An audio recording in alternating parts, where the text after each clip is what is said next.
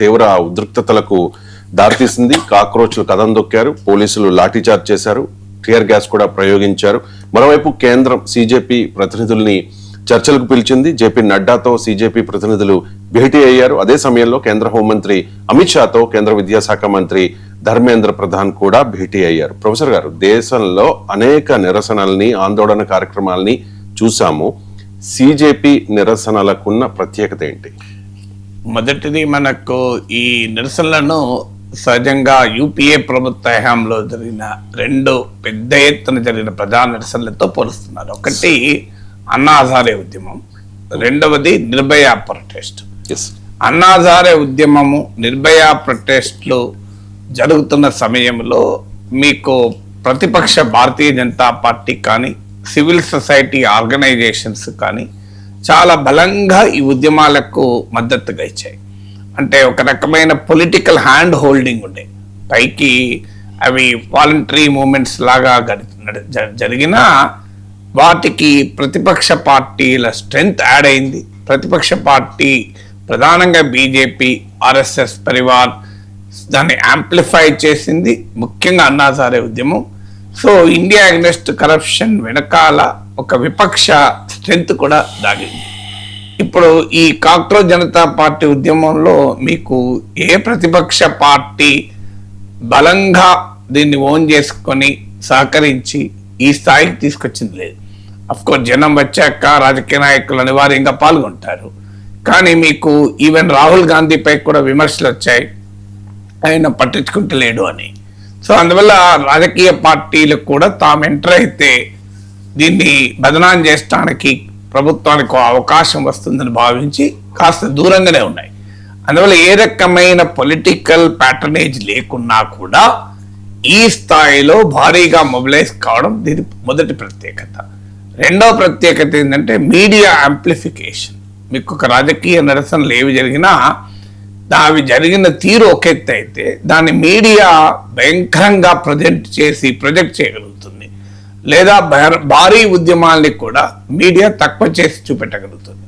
So మీకు India against corruption ఉద్యమం, నిర్భయ ఉద్యమం చూస్తే పెద్ద ఎత్తున big media, mainstream media ఆ ఉద్యమాలకు ఊతాన్నిచ్చాయి. ఉద్యమాల్ని 24 గంటల పాటు కవర్ చేశారు. ఆ మూమెంట్స్ను గ్లోరిఫై చేశారు. ఆ మూమెంట్స్కు ఆ ప్రాధాన్యత ఉంది, కాదని అంటలేను. మీడియా గ్లోరిఫై చేయడం తప్పని అంటలేను, కానీ గ్లోరిఫై చేయడం వల్ల media గ్లోరిఫికేషను, media justification, media amplification వల్ల ఏమవుతుందంటే ఆ ఉద్యమాలకు భారీ ఎత్తున జనం రావటానికి కూడా దోహదం చేసింది. ఇందుకు పూర్తి భిన్నంగా కాక్రోచ్ జనతా పార్టీ పట్ల ఇవాళ మెయిన్ స్ట్రీమ్ మీడియా అనుసరిస్తున్న వైఖరి, నిరసనలను సరిగా చూపెట్టకపోవడము, వాటి తీవ్రతను చూపెట్టలేకపోవడము, అందులో జరిగిన కొన్ని ఘటనలనే హింసాయుత ఘటనలు పెద్ద ఎత్తున ప్రొజెక్ట్ చేయడము, అలాగే మీకు ఈ నిరసనలను ప్రశ్నిస్తూ రకరకాల నరేటివ్స్ బిల్డ్ చేయడము, ఒక రకంగా అధికారంలో ఉన్న వారి ఒక పబ్లిక్ రిలేషన్స్ ఆర్గనైజేషన్స్ లాగా ప్రధాన మెయిన్ స్ట్రీమ్ మీడియా వ్యవహరించింది. సో ఈ మూమెంట్లో ఏమైనా లొసుగులు ఉంటాయా అని వెతకడం. సో అంటే కంప్లీట్గా మీడియా అడ్వర్సరీ పాత్ర, మీడియా ఒక శత్రుపూర్వక వైఖరి తీసుకున్నా కూడా కేవలం సోషల్ మీడియాతో ఈ ఉద్యమం ఈ స్థాయికి సస్టైన్ చేయగలిగింది. మూడవది, ఇలాంటి ఉద్యమాలు వచ్చినప్పుడల్లా గత ప్రభుత్వాల సంగతి మనకు తెలుసు. మీకు సిటిజన్షిప్ అమెండ్మెంట్ యాక్ట్ విషయంలో ఎలా కేసులు పెట్టారు, రైతు ఉద్యమాల సమయంలో ఏ రకంగా ఖలిస్తాన్ వాదులంటూ కూడా కేసులు పెట్టారు, ఊపా కేసులు, అన్లాఫుల్ యాక్టివిటీస్ ప్రివెన్షన్ యాక్ట్లు, తీవ్రవాదుల పైన ప్రయోగించే చట్టాలు, అత్యంత బలమైన చట్టాలు పెట్టి నెలల తరబడి జైల్లో, ఏళ్ల తరబడి జైల్లో ఉంచి ఒక ఫియర్ అనేది సమాజంలో మనకు స్పష్టంగా కనబడుతుంది. సో ఆ ఫియర్ను కూడా ధిక్కరిస్తూ పెద్ద సంఖ్యలో యూత్ రోడ్ల మీదకి వచ్చారు. అంటే అధికార వ్యవస్థలు, అథారిటేరియన్ రూలర్స్ భయాన్ని ఒక ఆయుధముగా వాడుకొని ప్రజాస్వామిక నిరసనల్ని, పౌర సమాజ అసంతృప్తిని నియంత్రించలేరు అనటానికి ఢిల్లీ నిరసనలో ఒక ఉదాహరణ. అంటే క్లైమేట్ ఆఫ్ ఫియర్తో క్లైమేట్ సైలెన్స్ క్రియేట్ చేయాలని అధికారంలో ఉన్నవారు అనుకుంటారు.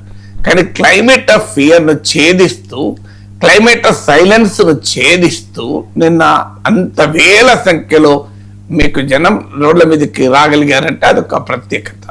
నాలుగవది, ఇది ఆన్లైన్ ఉద్యమము, ఇది ఏం ఆఫ్లైన్ లో ప్రభావం చూపదు, ఇది ఒక జోక్ గా మొదలైంది, ఒక సటైర్ గా మొదలైంది, ఇదొక మీమ్, ఇది మీమిఫికేషనే తప్ప దీనికి అంత సీన్ లేదు అని పెద్ద ఎత్తున నరేటివ్ బిల్డ్ చేశారు. నిజమే, ఇదొక మీమ్ గానే మొదలైన మాట నిజం, పొలిటికల్ సటైర్ గానే మొదలైన మాట నిజం. జోక్ కాకపోయినా కొంతమందికి జోక్ గా కనిపించవచ్చు, but it's a serious political satire, but in a form of a meme. అంటే జెన్జీ లాంగ్వేజ్ లో పొలిటికల్ సటైర్. మీకు ఒక 50-60 ఏళ్ళ వయసున్న వారికి లాంగ్వేజ్ వేరుంటుంది, జెన్జీ లాంగ్వేజ్ వేరు ఉంటుంది.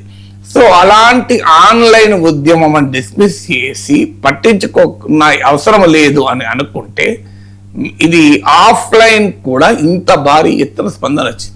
ఇది ఏం తెలియజేసింది? పొలిటికల్ సోషాలజిస్టులు చెప్తుంటారు, ఆన్లైన్ యాక్టివిటీ ఆఫ్లైన్ యాక్టివిటీని ఊపు తెస్తుంది, ఆఫ్లైన్ యాక్టివిటీ కూడా ఆన్లైన్ యాక్టివిటీకి ఊపు తెస్తుంది. ఈ రెండు పరస్పరము ఒకదానికొకటి లింక్ అయి ఉన్నటువంటిది. ఆన్లైన్ యాక్టివిటీ వేరు, ఆఫ్లైన్ యాక్టివిటీ వేరు, ఆ రెండు ఐలాండ్స్ లాగా ఉంటాయని చాలా మంది భ్రమపడతారు. ఆన్లైన్ యాక్టివిటీ మొమెంటం ఇస్తుంది ఆఫ్లైన్ యాక్టివిటీకి, ఆఫ్లైన్ యాక్టివిటీ ఆన్లైన్ యాక్టివిటీని ఎంకరేజ్ చేస్తుంది. నిన్న ఢిల్లీలో నిరసనలు ఎప్పుడైతే భారీ ఎత్తున జనం వచ్చారో, అంటే సోషల్ మీడియాలో పెద్ద ఎత్తున మెయిన్ స్ట్రీమ్ మీడియా పట్టించుకోకపోయినా ఈ అంశం జనంలోకి వెళ్ళింది, జనం ఆఫ్లైన్ లో రియాక్ట్ అయ్యారు. ఆఫ్లైన్ లో జనం వేల సంఖ్యలో లక్ష దాకా రావడంతో ఆఫ్లైన్ లో వచ్చిన ఈ స్పందన ఆన్లైన్ లో కూడా స్పందన పెంచింది. సో అందువల్ల ఒక dialectical link, organic link between online and offline అనే దానికి ఇది నాలుగవది. ఐదవది, సాధారణంగా ప్రొటెస్ట్లు అంటే ఆర్గనైజ్డ్ గా ఉంటాయి, దాని రాజకీయ అండదండలు ఉంటాయి, వనరులు ఉంటాయి, రిసోర్సెస్ ఉంటాయి, పెద్ద ఎత్తున ప్రాపగండా మిషనరీ ఉంటుంది, ఆర్గనైజేషన్, ప్రాపగండా, ఇవన్నీ కలిపితే ఒక ప్రొటెస్ట్ జరుగుతుంది. కానీ ఇది ఇందులో పాల్గొన్నవారు, అఫ్ కోర్స్ ఏ ఆర్గనైజ్ లేకుండా ప్రొటెస్ట్ జరుగుతుంది అంటలేను, కానీ మోర్ దెన్ ఆర్గనైజ్, అంటే it has gone beyond Abhijit Dipke, gone beyond Sonam Wangchuk, gone beyond any other protesters. అంటే అక్కడ నాయకులు కీలకం కాదు. ఇప్పుడు మీకు దీంట్లో ఉన్న ప్రత్యేకత ఏంటంటే ప్రజలు స్వచ్ఛందంగా దీనికి తరలి వచ్చారు. మీకు రాజకీయ పార్టీల ఆర్గనైజ్డ్ యాక్టివిటీకి భిన్నం ఏంటంటే స్పాంటేనియస్ మొబిలైజేషన్ పీపుల్. ప్రజలు తనంతట తాముగానే ఈ ఐడియా, అంటే ఈ పేపర్ లీక్స్ వ్యతిరేకించాలి, పొలిటికల్ అకౌంటబిలిటీ ఉండాలి, ఇది అన్యాయం అంటూ జనం తమంతట తాముగానే రోడ్ల మీదకి వచ్చారు. ఆరవది, లీడర్ సెంటర్ ప్రొటెస్ట్ కాదు. ఇప్పుడు మనం చాలా రాజకీయ పార్టీలు నిర్వహించే ప్రొటెస్ట్లు చేస్తాం, ఆ ప్రొటెస్ట్లలో లీడరే ముందుంటాడు, లీడర్ను ప్రజెంట్ చేయడమే ముఖ్యం ఉంటుంది, లీడర్లు గంటల తరబడి ఉపన్యాసాలు దంచడమే మెయిన్ ఉంటుంది, మైకులు బద్దలయ్యేలా ఉపన్యాసాలు దంచుతూనే ఉంటారు, రాజకీయపరమైన ప్రసంగాలు చేస్తూనే ఉంటారు. అందుకు పూర్తి భిన్నంగా మీకు ఇందులో నాయకులు లేరు. అభిజిత్ దీప్కే కాక్రోచ్ జనతా పార్టీని ప్రారంభించవచ్చు, సోనం వాంగ్చుక్ దానికి ఒక ఊపునివ్వవచ్చు, కానీ the movement are gone beyond Abhijit Dipke, Sonam Wangchuk, వీళ్ళతో సంబంధం లేదు. ఎవరు లీడర్ అని కాదు, నీ true mass mobilisation, true mass movement కు ఉండే క్యారెక్టర్ ఏంటంటే లీడర్ సెంట్రిక్ కాకుండా ఇష్యూ సెంట్రిక్ మూమెంట్ గా మొదలైంది. సో దీనికి ఉన్నటువంటి ఆరవది. ఏడవది, ఇది ధర్మేంద్ర ప్రధాన్ రెసిగ్నేషన్ తో పేపర్ లీక్స్ తో మొదలై ఇప్పుడు కాస్త ఇది 12 ఏళ్ల మోడీ పాలనకి ప్రశ్నగా ఇది రూపాంతరం చెందుతూ వచ్చింది. నిన్న చూడండి డిమాండ్లు, ధర్మేంద్ర ప్రధాన్ రెసిగ్నేషన్ కాదు, మోడీయే రిజైన్ చేయాలనే డిమాండ్ వచ్చింది. నేను ఆదివారం రోజు హైదరాబాద్ లో యూత్ ప్రొటెస్ట్ కూడా అటెండ్ అయ్యాను. ఆ protest not even cockroach Janata party organise చేసింది కాదు. ఆ ప్రొటెస్ట్ లో ప్రధానంగా సోనం వాంగ్చుక్ లడక్ ఉద్యమానికి మద్దతు, ధర్మేంద్ర ప్రధాన్ రిజైన్ చేయాలి, పేపర్ లీక్స్ బాధ్యుల పేరు చర్యలు తీసుకోవాలి, పేపర్ లీక్స్ అయి వాళ్ళ నష్టపోయిన వారికి సహకరించాలి అని కాక్రోచ్ జనతా పార్టీ డిమాండ్లే దాదాపు డిమాండ్లుగా ఉద్యమం మొదలై అక్కడికి వచ్చే వరకు జనం తమంతట తాముగానే మోడీ హటావ్, దేశ్ కు బచావ్ అనే నినాదాలు ఇవ్వడం మొదలు పెట్టారు. పోనీ అందులో ఎవరైనా రాజకీయ శక్తులు ఎంటర్ అయి అలా నినాదాలు ఇచ్చే అవకాశం కూడా మనం కొట్టిపారేలేం. కానీ ఆ నినాదాలు ఇచ్చినప్పుడు జనం నుంచి వచ్చిన స్పందన చూస్తే నాకు ఆశ్చర్యం వేసింది. అంటే వాలంటరీగానే ఒక ధర్మేంద్ర ప్రధాన్ ను జవాబుదారీ చేసి ధర్మేంద్ర ప్రధాన్ రిజైన్ చేయాలంటే అతన్ని సమర్థిస్తూ వెనకేసి కచ్చుకుంటూ కంప్లీట్ సైలెన్స్ మెయింటైన్ చేస్తూ నీట్ లీక్స్ పైన ఇంత దాకా ఉన్నప్పుడు ఇవాళ నరేంద్ర మోడీని ప్రశ్నించే స్థాయికి ఈ ఉద్యమం రూపాంతరం చెందడం అనేది మనకు కనబడుతుంది. ప్రొఫెసర్ గారు, సిజేపీ చేపట్టిన పార్లమెంట్ మార్చ్ లో వేల మంది స్వచ్ఛందంగా పాల్గొన్నారు. బహుశా ఏదైనా